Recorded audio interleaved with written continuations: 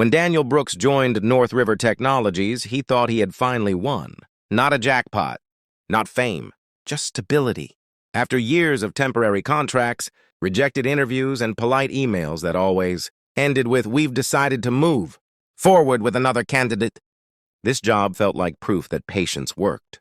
North River wasn't small. It was a respected, mid-sized tech company with government contracts, glossy brochures, and a reputation for being ethical. That word mattered to Daniel, because Daniel believed in rules, a man who believed in systems. Daniel wasn't loud.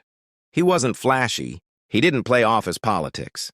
He believed in doing the job right, documenting everything, speaking up when something was wrong. That belief would cost him everything, and then give it all back with interest.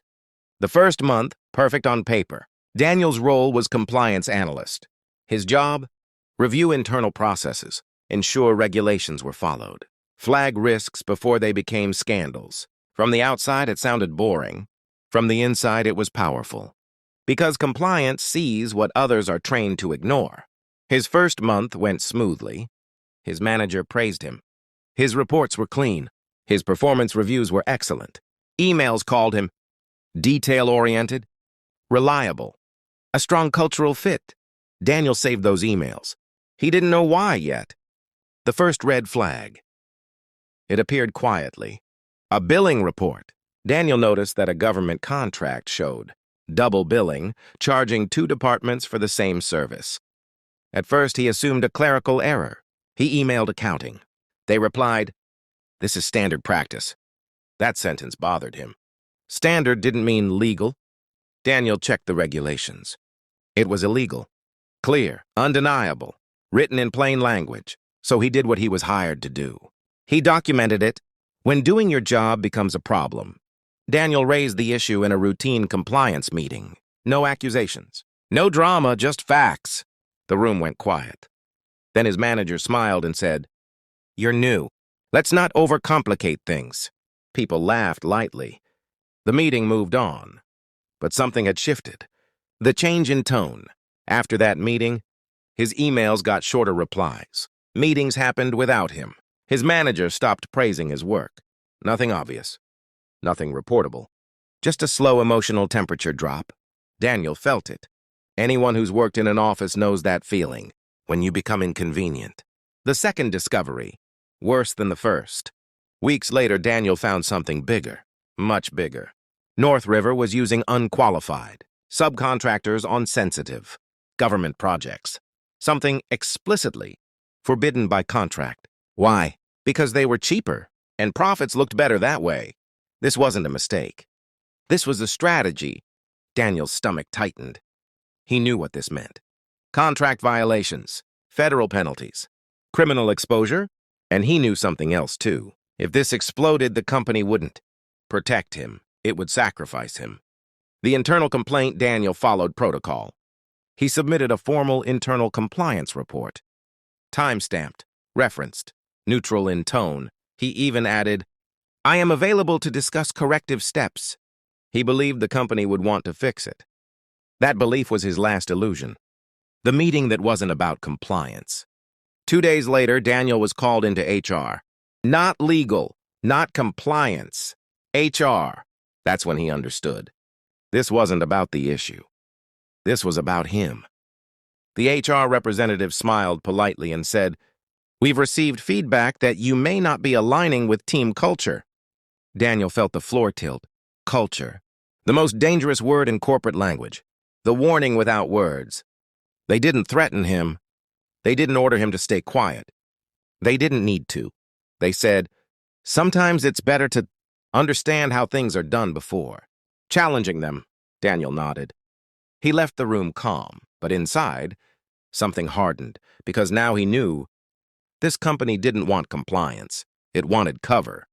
Daniel noticed the change before anyone admitted it. It wasn't dramatic, no shouting, no written warnings, just a slow, deliberate rewriting of reality. Performance reviews that made no sense. 2 weeks after the HR meeting, Daniel received his first check-in review. It confused him. The document said, "Needs improvement in communication. Struggles with collaboration. May lack adaptability." Daniel read it twice, then a third time. None of it matched his earlier feedback. He pulled up emails from his manager. Great attention to detail. Excellent documentation. Glad to have you on the team. The dates were recent. The contradiction was obvious. This wasn't feedback. This was preparation. The office goes quiet. Colleagues stopped sharing information with him. Slack messages went unanswered. Meetings were rescheduled without notice. Decisions were made after the fact. When Daniel asked questions, he was told, "We already handled it." Handled meant hidden. And hidden meant dangerous one afternoon. Daniel realized he had gone an entire day without speaking to anyone. No one asked for his input. No one assigned him tasks. No one included him in discussions. Isolation is a corporate weapon. It creates doubt. It creates fear. It makes people second-guess themselves. Daniel didn't doubt the facts. But he did feel the pressure. The second HR meeting this time, HR didn't smile as much. They said, "Your manager feels you may not be a long-term fit." Daniel asked calmly, "Based on what specific performance issues?" There was a pause, then, "It's more about attitude." Attitude. Another unprovable accusation. Daniel understood the rules now. They weren't going to argue facts. They were going to question character, the decision to document everything. That night, Daniel did something that would later save him. He started a private log. Dates, times, who said what, who was present. He saved performance emails, meeting invites, Slack messages, compliance reports. He didn't tell anyone. Because he knew the moment you reveal you're documenting, they escalate. The final discovery in Part 1. While reviewing archived files, Daniel discovered something that made his hands shake. North River had already been warned once by a regulator years earlier. The same issue, the same violation, the same workaround, and it had been buried. This meant retaliation against him wasn't fear. It was intentional protection of a known crime. Daniel sat back in his chair. At that moment, the story stopped being about a job. It became about accountability, the line he would not cross. The next day, his manager pulled him aside and said quietly, "You're very smart. Don't ruin a good thing by pushing too hard." It sounded like advice. It was a threat. Daniel replied simply, "I'm just doing what I was hired to do." That sentence sealed his fate. The termination happened on a Tuesday, not because Tuesdays matter, but because companies choose ordinary days when they want something terrible to feel routine. The calendar invite. At 9:12 a.m., Daniel received a meeting invite. Subject, quick sync. Duration, 15 minutes. Attendees, manager, HR representative. No agenda. That's how he knew. The walk to the room. As Daniel walked down the hallway, he noticed something strange. People avoided looking at him. Not out of anger, out of fear. They already knew what was coming. The scripted conversation. The HR representative spoke first. Her voice was calm, rehearsed, empty. After careful consideration, "We've decided to end your employment effective immediately." Daniel waited. He expected reasons. They gave none. Instead, they said, "This is not performance-based. This is a business decision. You are not a good fit for the direction of the team." Each sentence contradicted the last. That was intentional. Contradictions make resistance harder. The question they didn't expect. Daniel asked one question, slowly, clearly. "Is this related to the compliance reports I submitted?" Silence, not denial, not explanation, just silence. That silence was the answer. The implied threat. HR slid a document across the table, a severance offer, 2 weeks' pay, in exchange for no legal action, no public statements, no complaints to regulators. The HR representative said, "This is standard." Daniel didn't touch the paper. He said, "I'd like time to review this." Her smile disappeared. Security without drama. They didn't call security loudly. They didn't make a scene. A man simply appeared near the door and said, "I'll help you collect your things." Help wasn't help. It was control.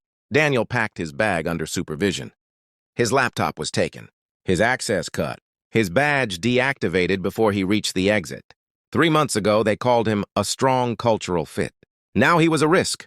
The aftermath, same day. By noon, Daniel no longer existed in the company's system. His email bounced. His calendar vanished. His name disappeared from directories.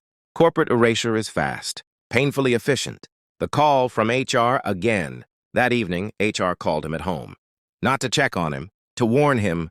"We noticed you haven't signed the severance agreement yet," Daniel replied. "I'm reviewing it," HR said. "Just so you're aware, declining may limit your future opportunities." That sentence was carefully chosen. It meant, "We will talk about you." The moment of clarity. Daniel sat alone in his apartment that night. Anger came, but passed. Fear came, but passed. What remained was something steady. Clarity. He opened his private log, reviewed the timeline, reviewed the emails, reviewed the violations, and he understood something powerful. This wasn't a misunderstanding. This was retaliation. And retaliation is illegal. The first call he made. He didn't call a friend. He didn't post online. He didn't react emotionally. He called a whistleblower attorney. And for the first time since joining North River, he felt calm. Because the system that fired him was about to face a system bigger than itself, Daniel. Brooks didn't wake up the next morning feeling victorious. There was no rush of revenge. No satisfaction. No dramatic sense of justice. There was only silence. The kind of silence that follows sudden unemployment. When the world continues as usual, but you no longer have a place in it. The first week after firing.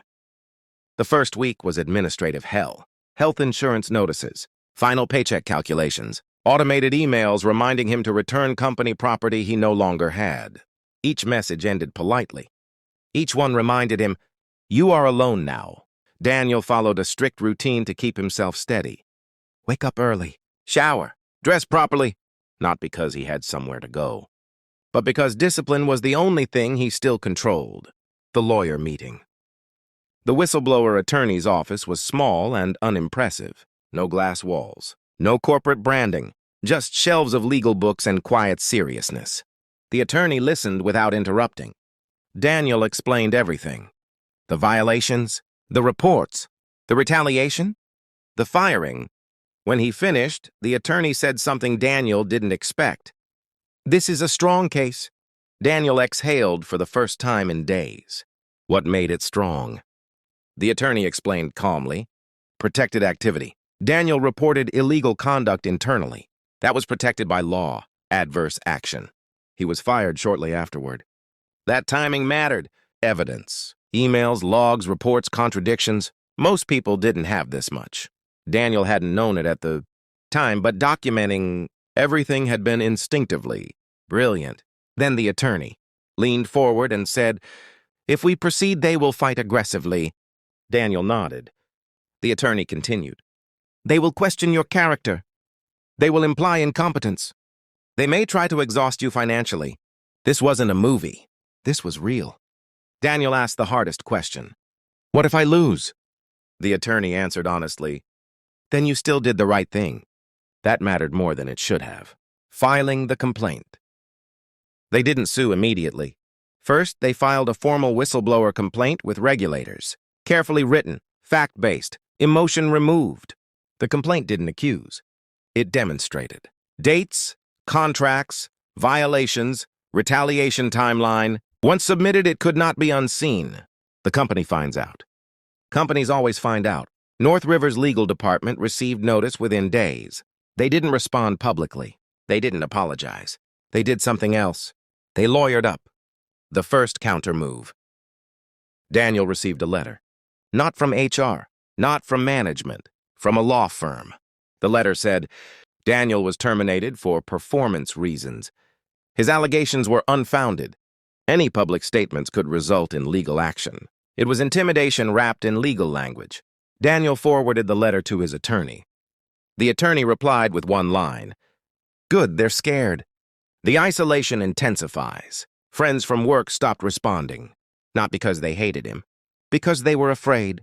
People protect their income before they protect the truth. Daniel understood that. But understanding didn't make it easier. The financial pressure. Months passed. Legal work moved slowly. Bills didn't. Daniel cut expenses, canceled subscriptions, lived minimally. At night, doubt crept in.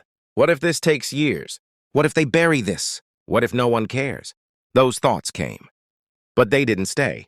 Because facts have weight. And Daniel had facts. The second mistake by the company. North River underestimated one thing. They assumed Daniel would disappear. They were wrong. He didn't talk publicly. He didn't post online. He let the process work. And while they focused on silencing him, they missed something worse. Regulators had begun asking their own questions. Daniel didn't know when the balance shifted. There was no phone call announcing victory, no dramatic confrontation, no moment where the company suddenly collapsed. Instead, the change arrived quietly, the same way the truth always does. Regulators start asking the wrong people. North River's leadership believed the danger was Daniel. They were wrong. The real danger was paper. Regulators didn't begin by interviewing executives. They began with mid-level managers, former employees, contractors, people who had nothing to gain by lying. And slowly, a pattern appeared. Different people, different departments, same workaround, same instructions. This is how it's done. Don't put that in writing. Compliance will handle it. Except compliance had tried to handle it and been fired. The company's story starts to break. North River claimed Daniel was terminated for performance. Regulators asked for documentation. Performance reviews appeared, but they conflicted with earlier praise. Emails praised his work. Reports showed accuracy. Deadlines were met. The timeline told a different story than the company did. And timelines don't lie. The moment a former co-worker spoke up, the case accelerated when one former co-worker agreed to testify, not out of loyalty to Daniel, out of exhaustion. He said one sentence that changed everything. We all knew it was wrong. He was just the only one who put it in writing. That sentence reframed the case. Daniel was no longer a disgruntled employee. He was a reference point. North River tries to settle quietly. The first settlement offer arrived without warning. It was confidential. It was generous. It required silence. Daniel read it carefully. He didn't feel tempted. He felt insulted. Because the offer wasn't about justice. It was about containment. He declined. The company makes its final mistake. North River then did what desperate organizations often do. They retaliated again, this time by contacting Daniel's prospective employers. Nothing explicit. Nothing provable. Just, we have concerns. It didn't end well. Proceed carefully. They assumed this would scare him into backing down. Instead, it handed regulators a second retaliation claim. And retaliation, once proven twice, stops looking accidental. The hearing that mattered. Daniel eventually testified, not emotionally, not angrily, methodically. He explained what he found, what he reported, what happened afterward. He didn't attack anyone. He didn't speculate. He let documents speak. When asked why he didn't stay quiet, he answered, because I was hired to prevent risk, not participate in it. That sentence appeared in the final report. The outcome, realistic and true style. North River was not destroyed. Real life is rarely that dramatic. But it was exposed. Government contracts were suspended. Heavy financial penalties were imposed. Compliance leadership was replaced. The company was forced into external monitoring. And most importantly, they were found guilty of illegal retaliation. Daniel's revenge was not public humiliation. Daniel didn't become famous. He didn't go viral. He didn't give interviews attacking the company. His revenge was quieter and stronger. He received a substantial settlement. His record was formally cleared. He was legally recognized as a protected whistleblower.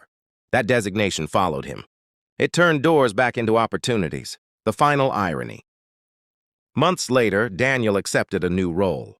Not in compliance, but in oversight. Working with regulators, helping prevent the same abuse he once tried to stop from inside. The system that punished him eventually promoted him, just not immediately. The last line of the story. Daniel never smiled when he thought about North River. Not because he lost, but because he understood something powerful. Companies can fire people. They can rewrite narratives.